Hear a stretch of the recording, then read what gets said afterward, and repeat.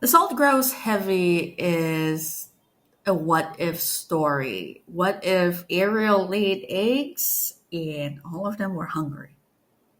So, and I don't really do like an official intro or anything. So I'm actually going to kind of start with telling you a little bit about my introduction to knowing of you as an author. So, um, back when Nothing But Blackened Teeth came out, I was in this weird part of my life where I had been diagnosed with lymphoma, and Oh, so gee, I was I was like sorry. going through the whole like treatment journey and everything. And I don't know if I was doing chemotherapy at that point, but like to long story short on that one, I am healthy now. I got through it, so everything's good. We're on the good side of it. But in that time, I had heard about your book, and from the description of it alone, I was like, I'm sold on this book. This is definitely up my alley. I want to read this book. And then I realized it's pretty short. Like it's not. So I was like, this is great. This is going to be a quick read. I'm into this. I'm very excited about this. I buy the book, and I start to realize, I'm in a weird, bleak part of my life, and I'm navigating myself more towards like books that are lighter hearted and more uplifting and everything. But I was like, it's still on my list, and it's like that's the next book I'm going to read, and it just kept getting bumped and bumped. And then I listened to you talking to Michael Wilson on This Is Horror, and I have to give you credit because you were very, I don't know if vulnerable is the right word, but very open to talk about your life and your life's experiences. And um, but then I was like, I don't know if this is the right time for me to read to read this book. So it's always sat on the shelf. Like I need to respect this book and read it because everything I've heard about it is fantastic. And then just looking at the people in the back who are giving it praise and like hearing things people talking about everything says yes. But like I've always just I think because of that where I was in my life, it didn't get to do it. But so The Salt Grows Heavy is my first thing I've read of yours. But it's because life kind of took me on a road that I wasn't expecting. So um, that's kind of how I know you is from that, and but just seeing the acclaim, seeing the people that I respect saying such nice things about you makes me more enthusiastic to read. And so when I got the chance to read this, I was like, nothing's stopping me right now. I need to dive into this. So that was my. I know that was long winded, and I apologize, but I have a lot of enthusiasm. But there's this like thing with me right now where it's like I feel intimidated because I'm very new to knowing you as like a professional that I want to like experience more of their art. Oh, Um, thank you. I really appreciate you sharing all of that. Like, if it's any consolation, it took me, God, like about 4 or 5 years before I could watch anything but like cute, fluffy movies after dealing with my dad's suicide and all of it.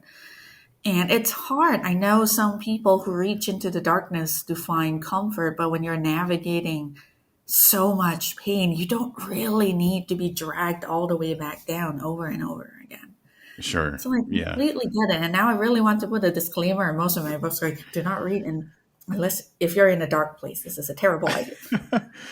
Well, and that's what I thought was so made me love Salt Grows Heavy even more is that and I posted about it on my Instagram, and I'll just kind of paraphrase what I said. It was um, dense, thick prose, heavy, dark imagery, but it's ultimately about the endurance of love is kind of what I took from it.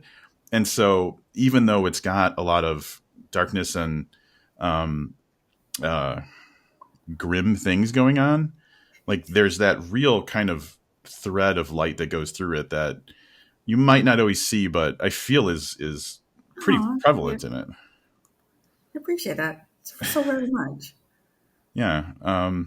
So I'm going to let you talk because I've been talking too much, but I guess, and I'm also not asking questions. But I love more of a conversational approach to things. As far as The Salt Grows Heavy goes, um, I guess it's fair to call it a fairy tale. right? Mhm. And that's intentionally kind of, I would say, because even in the like the first chapter or the beginning of the book, you talk about you reference kind of vaguely other fairy tales. So that was very intentional, I'm guessing. Very much so, yeah. Uh, Where, sorry, you go ahead. What was the question you were going to ask? where does that come from? Is that something? Because I was thinking I've never really paid much attention to fairy tales, but they've always been super fascinating to me. So did you have like a connection with them, or was this like I'd like to explore this as something new to me?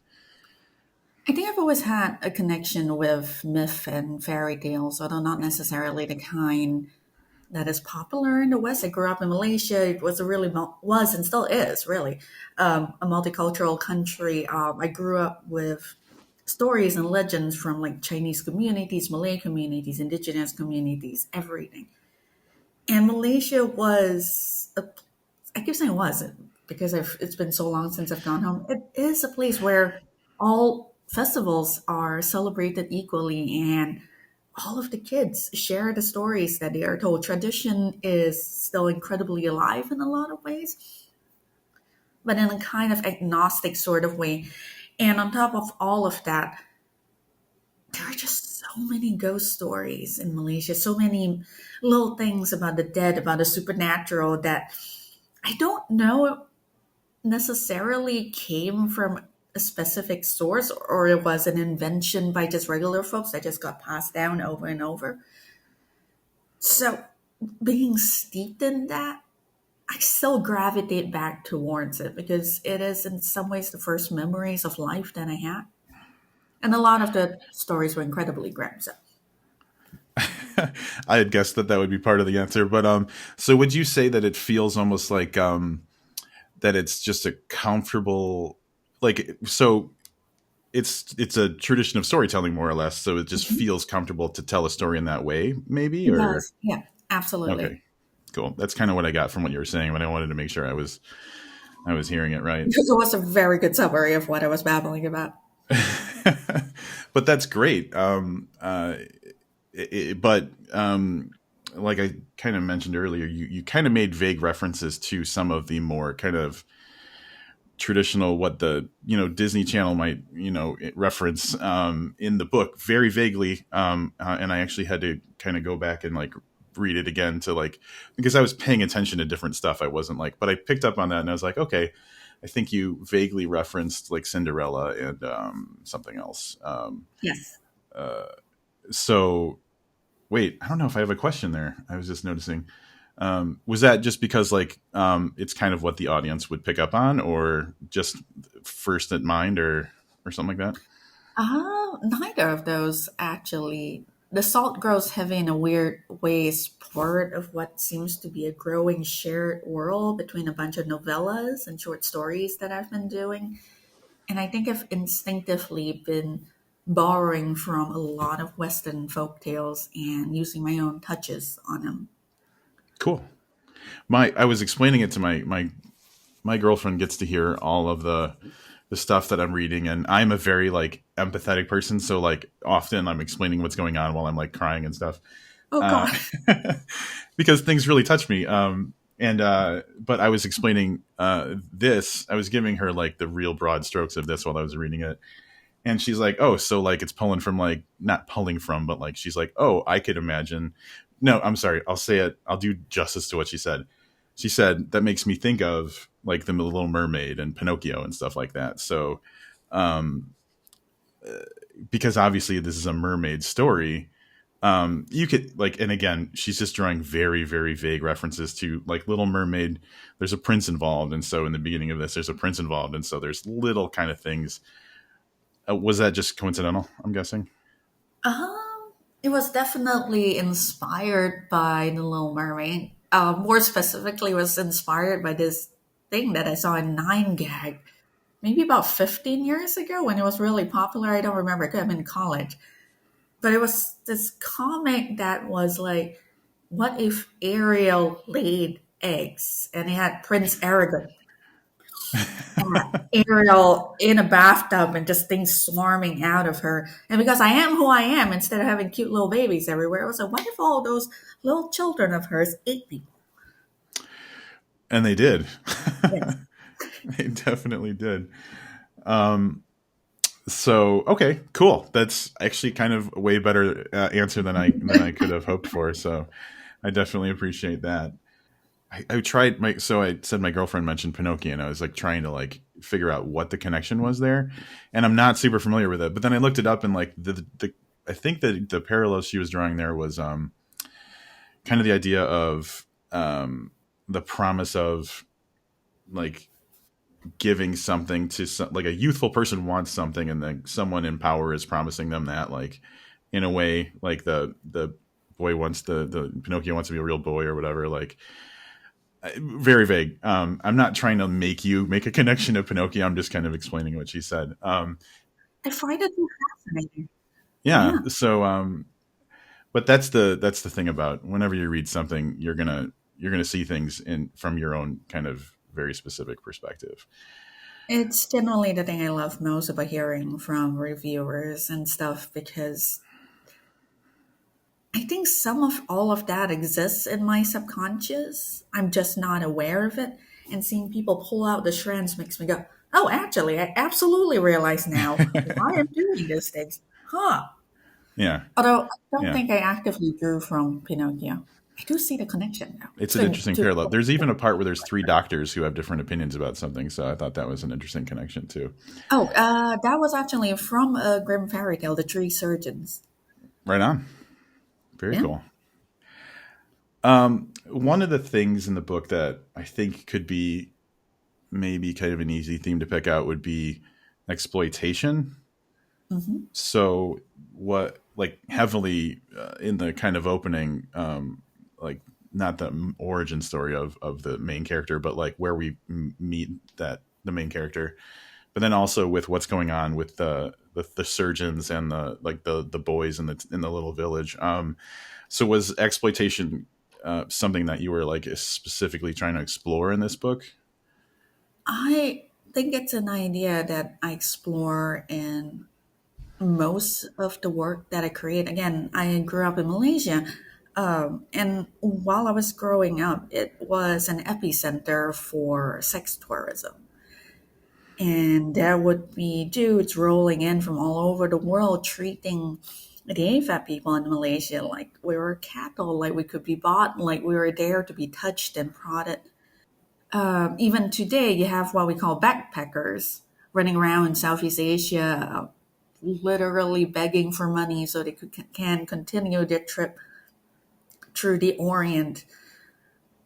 People have treated my home country and the region around it as a resource, as set dressing. They've misinterpreted how we are. They have said things that are not true about us. When I got to the US, I washed my natural accent out of my voice as quickly as I could because immediately it put me on the back foot with everyone else, no matter how comprehensive my vocabulary or anything else I was. People heard the accent first and they had expectations. They pushed in weird ways. So I've seen so many people exploit. I've seen so much attempts at exploitation. It's just a natural part of my work because I'm still, I think, wrestling with the impact of being around so much of that. Yeah. Well, that makes me think of like eight ways I could take a follow up to that question. But one quote I pulled that kind of I think connects to what you're saying was when the main character said, "There's nothing wrong with being a monster," and so I think in the beginning of the book the setup very much is like I was taken and I was used and I was treated as property and all these things. Um, and we see this character at the beginning doing monstrous things, but it's in reaction to being treated horribly. And I really felt like when I saw that line, I was like, that's powerful because I fully support everything that this character did, and I fully support the fact that they are not um, apologetic, Mhm. for their reaction to the situation they were put in. I really appreciate hearing that. And like, it's also something I strongly believe in. There are so many people preaching, like, turn the other cheek, be the better person, just look away. And, so this is a really random segue. But a few weeks ago, I was on a subway going home, and guys started getting incredibly racist, started shouting obscenities, started insulting my ethnicity, all the other Asian people that were there. It started getting worrying and terrifying. The doors opened, and a bunch of East Asian folk managed to bolt out. Me and another girl, we got trapped at the doors. And the guy kept going.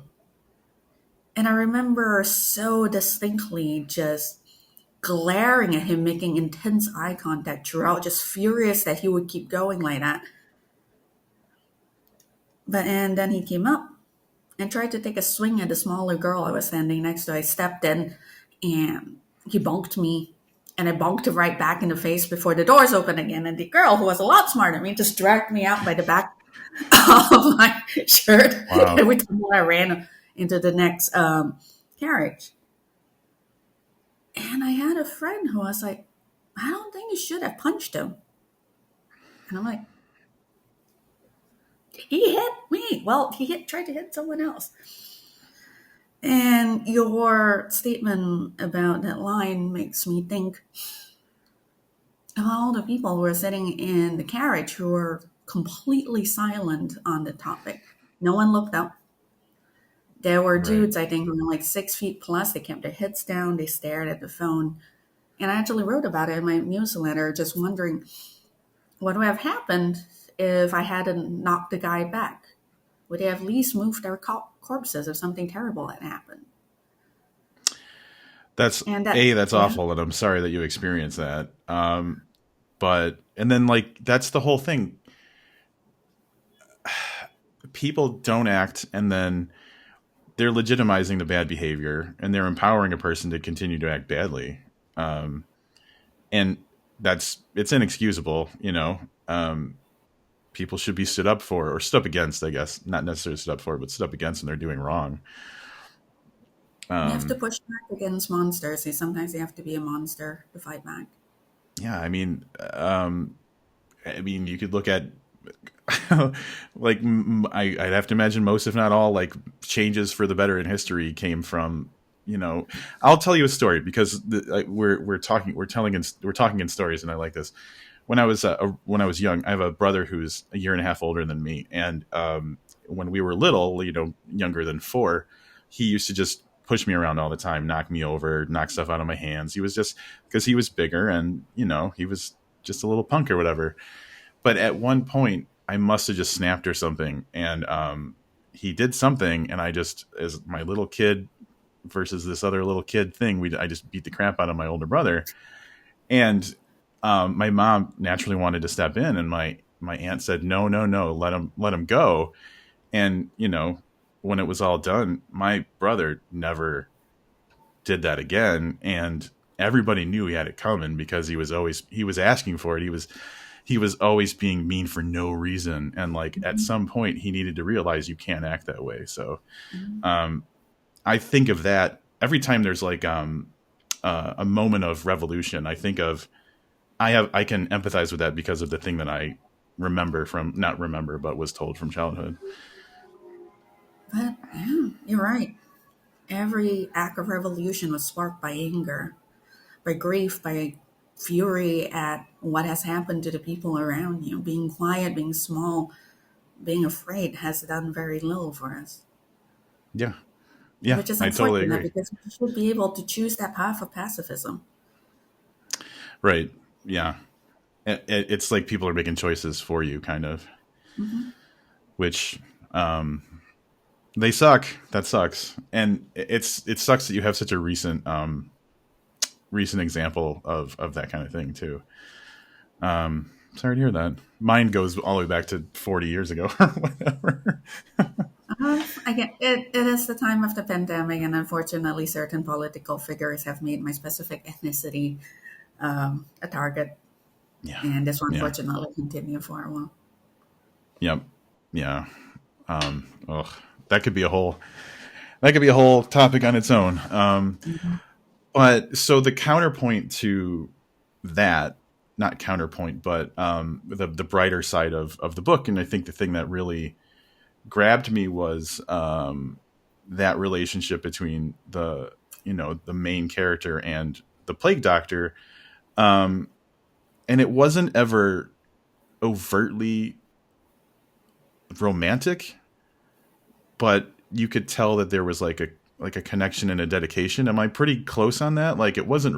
I Yes. feel like you didn't write it like we are in a relationship. You wrote it as we're two people who are on on a journey together, and like our love comes from our shared experiences and our dedication to being keeping each other safe or whatever it happens to be. Sometimes I'm not the most eloquent. So, um, can you talk a little bit about like the kind of love side of things? Um, so a lot of this weirdly is inspired by my relationship with one of my cousins. We are incredibly close to one another. We have dealt with a lot of shit together. He actually had a psychotic break, I think, when we were in our early 20s. And at one point, I remember going to his apartment and seeing him babble at the air. He suddenly grabbed me, pinned me down, and sort of told me with a lot of concern that the voices in his head were telling him to kill me. We took 6 months together to drag him out of that break. He is fully functional. Everything is good now. But it was a terrifying experience. But at the same time, I think that sort of cemented my idea of love. It does not need a specific shape. It does not need to look a certain way. What matters is your devotion to one another when the other person needs you. And I think a lot of it went into the book. That again, just totally surpassing my expectations on answers. That's beautiful. And I'm glad that I kind of perceived that it wasn't necessarily like a stereotypical romantic situation. It was just a love It's of the just two people love. who like were devoted to each other. Yeah. Which I love. I've this is going to be not the best connection, but I've always loved stories where it is I call it friendship as a relationship, Hmm. where there's no romantic situation necessarily involved, but everything they go through are the types of things that you would kind of expect to hear in a traditional love story or something like that. And the example that comes most readily to mind is the TV show Hannibal, Hmm. where the two characters, obviously Hannibal and Will Graham, they are absolutely in a relationship, and one could argue that there's actually something romantic going on, but like it's not. I call it like a relationship as friends or a friendship as a relationship, and I think it takes away the expectations of like them doing the things that a relationship's supposed to do, Hmm. and it just shows you what like the interplay of people who care about each other are. Yeah. Um, I really agree with that. And also, I think we just kind of need more of that friendship as a relationship thing. Having romantic love be front and center in everything just kind of annoys the ever loving crap out of me. And I also think that, like, it's harmful to us as a society because there are a lot of people who get swept up by this idea and they prioritize romantic relationships to the point that they allow platonic and familial relationships to degrade. And it makes no sense. Like, romantic relationships aren't necessarily going to be the thing that carries you through life. If you look at life expectancy, most women or AFAB people can expect to be widowed at some point, simply because AMAB people do not live as long. It's just, it's. Ugh. Drives me nuts. No, and I totally agree. And I think from a storytelling perspective, it makes for more opportunity to tell, like, um, like the get to the meat of the story, kind of, without all those like expectations. And I think that um, without telling a story that doesn't get it right, like I think you sometimes those types of like very romantic love story gets trapped in, I have to hit the beats in order to like tell this story, and the Mhm. beats just kind of get in the way of it being meaningful, maybe. But I Yeah. could just be like biased about that. The other thing that definitely stood out for me in the book was that, and I'll just put it this way, I definitely had to look up a bunch of words, and it was told in a kind of in a first person situation, so we're getting it from the main character's perspective. And I was like, is this just the author's style, or is this the character? So I just kind of quickly, because again, this is the first thing I've read of yours, I leafed through this a little bit, and I was thinking, okay, it's definitely a style of this specific story. Is that accurate? Yeah. Although that brings up something really interesting. So I work in video games for like my day job. I do narrative, I write dialogue and things like that. And this will probably surprise some people who have read my work, but my writing style in my day job is incredibly spare. It's incredibly lean. I am usually the person going up to my peers going, we can probably shorten that sentence a little bit more, make it a little bit more efficient. So books are where I indulge my love for writing for the Baroque. English is my third language, actually, and I kind of mostly learned it reading on my own. And I think from the ages of 9 to 15, somewhere around that, not quite teenager stage, I used to read the dictionary for fun because I was completely and utterly obsessed with words and the little nuances, the meanings, the specific terms for specific things. It just delights me in a way I don't know how to completely explain. So all of that got transferred into my books. So it's definitely a style I've developed out of love for poetry and a love for words. And I think as well because my first language is a tonal language. There needs to be a musicality to my Okay, writing as I work on it. Otherwise, it just sounds kind of droll to my brain. that's fascinating. Do you get, so I'm going to preface this by saying I have to imagine that based on the quality of your writing, people have a lot of faith in it. Do you get much pushback from like editing situations about when words are used and why, Uh, or is there a lot of faith in you? there's a lot of faith in me, and also hilariously, I've had an editor point out sections that I added on a rewrite were much too simplistic in tone, and she wanted them more baroque. Great, that's exciting. But Um, there are also a rarefied group who are just splendid at the language themselves. that's yeah, I guess that makes sense. I hadn't thought of it that way, but yeah, of all people, probably they would Yeah. be the people who. Hmm. And then, but I think that, and that's so. I read this on the Kindle app. It was like a NetGalley advanced copy, and so I benefited from just being able to tap on a word and like do look up. But I, as a reader, love it when there's a little bit of a challenge. Like I feel like if it's all laid out for me, that's fine. But I love it when I have to do a little bit more. And so looking up a quick definition was kind of fun for me. But do you get pushback from readers at all? Or I have to imagine you have a type of audience that might be into that kind of thing. Oh, I definitely get pushback from readers, but not every book is meant for every person. Like everyone has their own preferences, and think that's perfectly fine. Although I've gotten one or two weirdly threatening emails about my books, and I'm like, you don't have to finish the book. I don't know what to say. You don't have to be so angry at me. I did not make you buy it. Yeah, right? Threatening, like actual threats against you? Oh, not so much threat. Well, sort of kind of some implication about how angry they are and what they will do if they see another book that uses the style. It was all very strange. That's all right. Well, I guess that you get all kinds, you know. um, I'm in order to honor the time that we have. The next thing I just kind of want to go into what's coming up in the future, and I got really Mhm. excited about the Dead Take the A Train, and I feel like, and I could be wrong about this.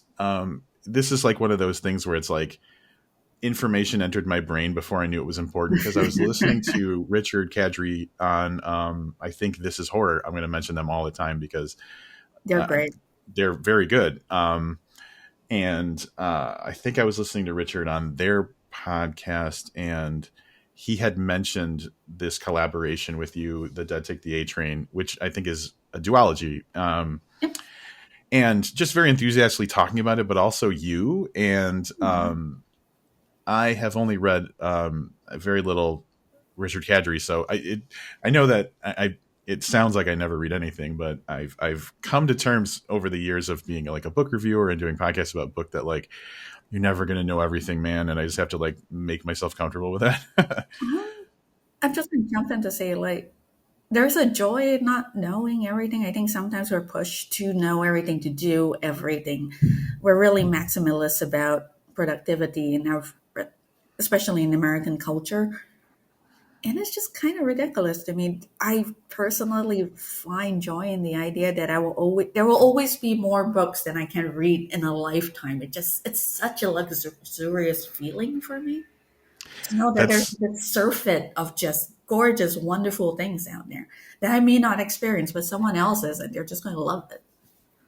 that I you just made me feel so good because like I've always had this kind of thing in my head where there are certain situations where it almost is like a better outcome to not know the thing. Yeah. Like I can just carry that around. Like I know I don't know that. Like so I've had that kind of I've celebrated the unknowing sometimes. So it makes me happy that you said that.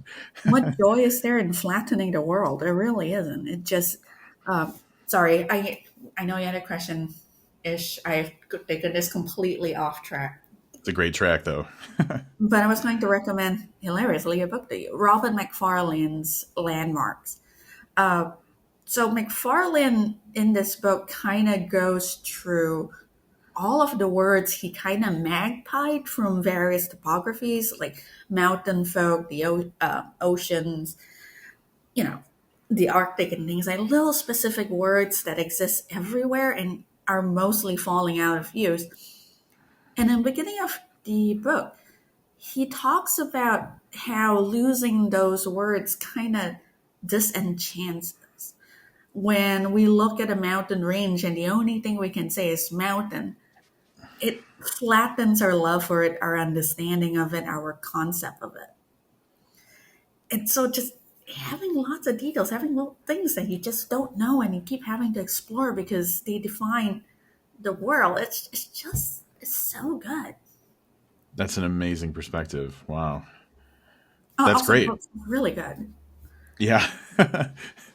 Well, then I'll definitely have to like work it in. That sounds really cool. And I'm glad that we randomly touched on that kind of thing. There's yeah. I like there yeah, there's a wonder to it. That makes me very happy. So I guess my very long-winded thing was basically going to be about how did this collaboration come about, and it sounds like you're kind of besties, at least from like the way he talks Uh-huh. about you. So like, is there anything that you want to talk about with that? Richard Kadrey once punched a horse in the face, and it's my favorite story of his.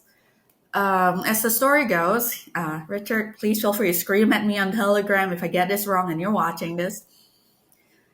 He once went somewhere with an ex of his, and the ex got onto a horse along with the ex's nephew. And so Richard, being a big dude, was like, I'm just going to lead the horse along the mountain range or wherever they were. And they toddle along, and the horse gets a little bit uppity, starts bouncing around, just like tries to kick it a little bit. And he starts getting really worried because he's like, oh God, if the horse properly rears, my partner and this kid is just going to tumble off a mountain. So he's getting progressively more terrified. The horse is getting progressively more antsy. At one point, when the horse tries again, it jumps, like pulls up. He yanks it down, if I recall, and just kind of punches the horse dead in the muscle. And then the horse stops, just sort of glares at him. And we're just like apparently calculating in his head, going like, "Oh, I might be about 5'11" and a big dude, but that thing's a lot bigger than me, and it's going to kick a hole through my chest." But apparently, that punch was all the horse needed because it was the calmest, happiest horse ever, as he Wow. walked it home. Anyway, this is a story how Richard Kadrey punched the horse. I adore the dude. We share a lot of sensibilities, and I think that's kind of how we started talking about collaborating on a thing. I got really excited about doing it, and it just kind of happened. Awesome. Yeah, he speaks very well of it. It sounded like it was something that he was very excited to do as well. So I read the description on Amazon, and it totally just emptied out of my head like almost immediately because I was like doing a lot of prep for this and everything. So what's the general idea about that one? A down and out magical practitioner like Constantine, who makes way worse decisions, decides one day that she kind of needs a guardian angel to help her choose a lot of shit in her life and dealing with a terrible ex that she still has to work for. And because it's a book by Richard and I, everything goes to several literal hells. So kind of like Jessica Jones meets Hellraiser with my slightly worrying knowledge of human insides. I wanted to be a forensic specialist while I was growing up, so that never went away. That's awesome. I when I was communicating with the person at Tor about setting this up, in the conversation about getting an advanced copy of the Salt Grows Heavy, I said, "Are you repping this next book too? Can I get on can I get in early on that?" So I might be bothering you or Richard or both to try and talk to you again maybe later this year I'm because that really one sounds super enjoying this interesting. podcast, so I'm more than happy to talk again. Good. I was nervous. I always like to go in knowing someone as much as possible, and I was really nervous because I was like, I've read this one thing, um, and who knows. So I'm glad that we found cool things to kind of connect about and everything. Okay, yeah, I'm going to talk about genre really quick, Yes.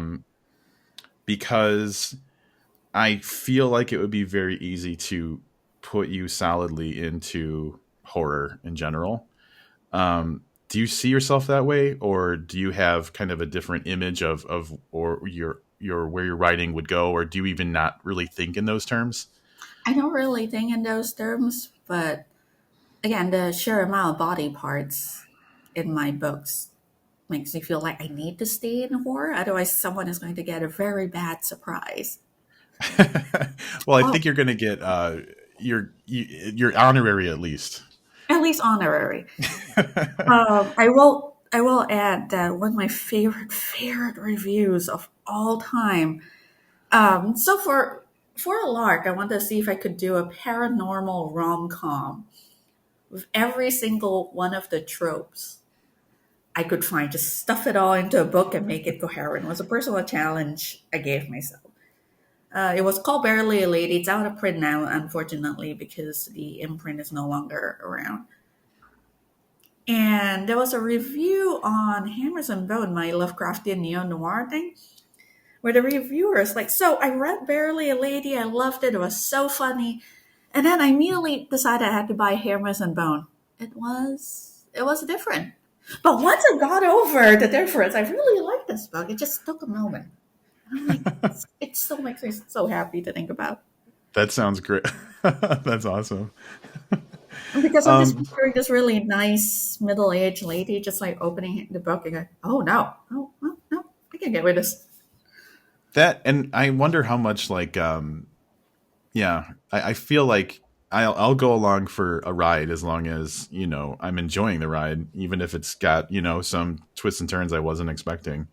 So I wonder if there was an element of that, and I love the idea of finding a writer that you just really enjoy their style, because I think that might even open you up to kind of exploring things you wouldn't with like an unknown.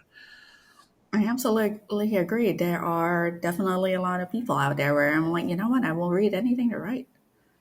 Yeah, and that's the thing. When I started doing a podcast back in like 2011, and I was absolutely the person who didn't really understand how to discover new authors or explore finding their contemporaries and like branching off and all those kinds of things that I definitely have kind of like the burden of I know too much now, because there's like I feel like every month there's another author where I'm like I'm going to read everything that she reads, I'm going to read everything that they read, and so it's like, but then it goes into your thing where it's like it's great that I'll never be able to read everything. There's always something good that I have access to, so I'm going to take it that way. We are just going to be lousy with treasures until the day we die. It's a nice feeling. That is a topic of conversation that's come up with me lately, specifically with horror, though, where it started around 2018, where I was talking to Josh Mallerman, and he was very excited about. He said there was a horror renaissance going on, and it was really a time for horror. And then he mentioned like some things that Brian Keene had said, and then I talked to other authors, and everybody kind of feels like there's like a movement in horror right now where I don't know if it's just like I don't think horror just suddenly got good, but maybe it's the amount of horror that is, being given attention to in the world or something like that. But regardless, I feel it. I agree with what he said, but I don't know. I don't know if you even really follow horror too much or not. I think it's the result of globalization that marginalized people are finally getting their space on the main stage. Yeah. Indie presses like Neon Hemlock, like Undertale, they're taking chances that the bigger imprints won't. And there are also a lot more editors in the big imprint willing to take chances that like slant away from what we consider traditional horror. And I think horror is especially exciting right now because of the marginalized communities sharing the stories, especially because so many of those marginalized communities come with their own traditions, their own mythology, and they're pulling from different experiences and different paths. And it's raw and it's interesting and it flows in such a different way. And I think the last part of it is because there's just so much good content from so many people who are so aware of what it is like to be exploited, to be hurt. Horror has become more of an exploration of the vulnerable side of humanity as opposed to the weird, creepy exploitation things that just were everywhere at one point. Yeah. Yeah, you said it perfectly. I was going to try and say something like that, but you said it way better than I could have. Great. Well, I absolutely appreciate you taking the time and taking the chance to talk to someone you didn't know at all. And I have to imagine that this is probably something that you're going through a ton right now. But I really loved listening to you when I was listening to you on other podcasts, and I was like, Thank man, you so much. if I could find a way to have a conversation with this person, I Oh, absolutely will. that's really kind. I appreciate it. I So was thank you worried that so I babble. much. I'm sorry. I always worry that I babble. No, well, I wouldn't say that happened one bit here, and it was great conversation. So I really, really appreciate it. Thank you so much. And now I'm going to absolutely bother you when that comes out to talk to me some more. I'm so looking forward to that.